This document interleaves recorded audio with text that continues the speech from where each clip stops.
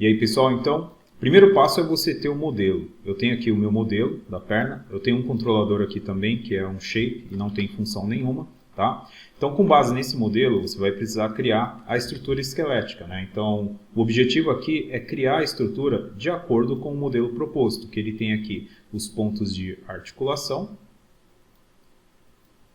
ok? E aí, com base nisso, eu vou criar a minha sequência de joints. Para criar essa sequência de joints, eu vou usar a Front View.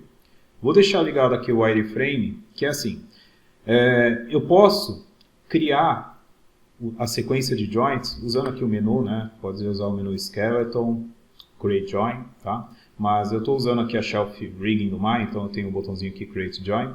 Eu posso criar essa estrutura de joints livremente, né? Simplesmente clicando nos pontos que eu considero aqui que serão os pontos de articulação. Porém, esses pontos de articulação não estão exatos, tá? E quando eu for movimentar isso ou rotacionar isso, pode ser que eu tenha problemas. Com certeza eu terei problemas porque o ponto dos esqueletos, né, os pontos de rotação do esqueleto, não estão no centro, né, do modelo, tá? Poderia, obviamente, ajustar depois, mas você pode minimizar essa etapa ou reduzir esse processo, né, usando aqui o Snap, tá? O Snap to Point, que é esse botãozinho aqui. Então, vou deixar ligado o Snap to Point e vou criar aqui os meus joints. Só que é o seguinte, quando eu começar a criar os joints, essa geometria ela não é 100%, digamos, reta, né? Ela tem as variações ali de posicionamento, mas repara que eu estou colocando os joints exatamente no centro e aqui nesse caso eu vou colocar bem aqui nessa ponta da garra dela, tá? Vou chamar aqui de garra, vou teclar Enter.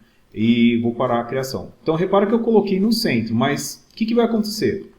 Se eu olhar na perspectiva, isso aqui, os joints eles não estão exatamente. Por quê? Porque tem uma diferença, olhar na Top View. Tem uma diferença de posicionamento dessas engrenagens, tá? Então, elas não estão 100% retas, né? Então, agora eu preciso ajustar esses joints. Eu vou desligar aqui o meu Snap, né? Vou posicionar esse joint aqui, ok? Esse outro join eu vou deixar aqui e com isso eu vou fazendo os ajustes para ficar mais numa direção, né, próxima do meu modelo. Se eu olhar lá na perspectiva, agora eu tenho, né, ele praticamente lá dentro. Vou mudar a cor dele, tá? Eu particularmente prefiro mudar, que aí fica um negócio mais claro, mais transparente para poder ver. Então, ficou lá dentro, ok? E aí eu tenho esse resultado aqui. Como é uma estrutura um pouco complexa, né? Como é uma estrutura complexa, eu preciso criar mais joints auxiliares. Isso vai tomar bastante tempo. Então, eu já deixei uma estrutura bem pronta, né? Bem estruturada aqui. Uma estrutura estruturada. Mas, enfim, eu deixei um esqueleto bem mais estruturado para você poder ver. Eu vou deletar esse aqui. Vou exibir o meu esqueleto. Então, esse aqui é o meu esqueleto. Tá? Por que eu deixei isso aqui pronto?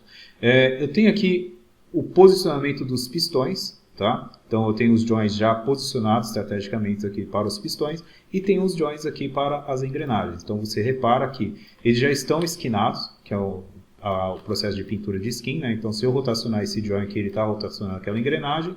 Se eu movimentar esse pistão, por exemplo, tá vendo?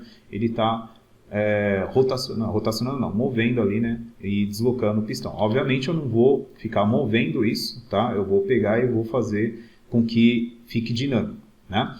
Tá? Então a primeira coisa que eu vou fazer aqui é o seguinte, eu vou criar, né, uma interação com esse controlador de movimento, tá? Então vou selecionar, melhor, eu vou vir aqui no menu Skeleton, vou colocar aqui no Create Ike Handle, vou clicar no meu join base e vou clicar lá embaixo no meu join, né, do meu último join, no caso. Então, se eu coloquei aqui um Ike Handle, tá vendo? Então, ele já está movimentando ali corretamente. O Ike Handle, ele cria o objeto, eu vou parentear esse objeto aqui com o meu controlador, porque aí eu fico selecionando só o controlador para poder movimentar. Então, eu já tenho aqui a mecânica funcionando. O próximo passo é fazer com que essa engrenagem, ela rotacione, né, de acordo com o movimento da minha perna. Repara que ela está rotacionando, mas não é a rotação que eu quero. Eu quero ela com uma rotação mais legal, uma rotação mais dinâmica, tá? O pistão, né, eu já criei aqui a pintura de skin e ele está movimentando ali corretamente, tá? Então não tenho que me preocupar com isso. O objetivo aqui é mostrar a interação de movimento e rotação da engrenagem, tá? Bom, para isso eu preciso utilizar aqui o meu Windows Node Editor. O Node Editor, para quem não conhece, né, é um sistema poderoso de gerenciamento de nodes do Maya, e através desse Node Editor é que eu vou fazer essa conexão entre movimento e rotação de objetos, tá? Então eu vou selecionar o meu objeto aqui, que vai se movimentar, que é esse controlador, vou adicioná-lo aqui, ok? Vou ter com a 3, que ele vai exibir aqui para mim os atributos dele, e vou abrir aqui o Translate, beleza. Ah, só o Translate aqui que vai ser o X, tá? É o Translate X que eu quero programar, beleza. O segundo objeto que eu preciso adicionar é esse Join, que está aqui, né? Então ele tem um valor de rotação, deixa eu zerar aqui, porque aí não trabalho com ele com o valor que já está lá. Mas olha só, a rotação desse Join é em Z. Você repara que eu estou rotacionando ele aqui, ele está mostrando para mim ali que é o eixo Z. Então vou adicionar esse Join também aqui, beleza. Vou ter com a 3 e ele vai abrir. Eu deixei Join 1, mas o ideal é colocar o nome correto. A rotação é em Z.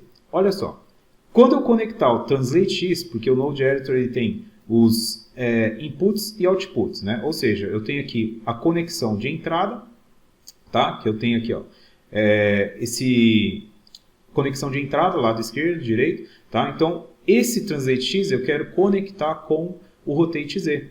Simples assim. Tá? Isso é um método simples, tá, gente? Existem diversos métodos por aí, você pode fazer isso através de programação, você pode fazer isso através de outros scripts, mas isso aqui é um modo simples que eu costumo utilizar bastante, que me resolve o problema. Então, olha só, vou conectar aqui Translate X com o Rotate Z.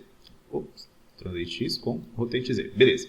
Olha só, o Maya, por padrão, ele cria esse node. Se ele não aparecer, você vem aqui no menu Display e escolhe aqui Unit Conversion. O que ele está fazendo? Esse node, cara, ele é muito importante, né?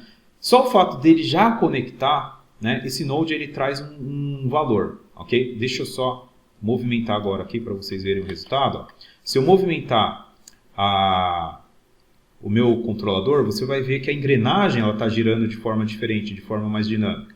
Tá? Só que a movimentação dela pode estar muito rápida e também pode estar do lado oposto. O que seria o do lado oposto? Por exemplo, se eu mover o meu objeto aqui para a esquerda, repara que a engrenagem gira para a direita e vice-versa. Tá? Digamos que eu queira fazer com que o movimento a rotação da engrenagem acompanhe o movimento da peça, né? Acompanhe aqui a mesma direção do movimento do meu controlador. Então, é simples. Você pode pegar esse Unit Conversion, ok? Vou dar 2 cliques nele. Ele vai abrir aqui para mim o Attribute Editor e eu vou colocar aqui um valor que ele tem ali no valor do factor dele, né? Ele está com 0.017. Eu vou colocar negativo, ok? Valor negativo. Olha só agora, se eu movimentar aqui a minha peça, ó, tá vendo? Então agora ela está respeitando a direção. Só que aí a velocidade, né, no qual ele está rotacionando é muito alta. Então o que eu faço? Retorno lá no Unit Conversion e diminuo esse valor aqui. Eu vou colocar mais um 0.0,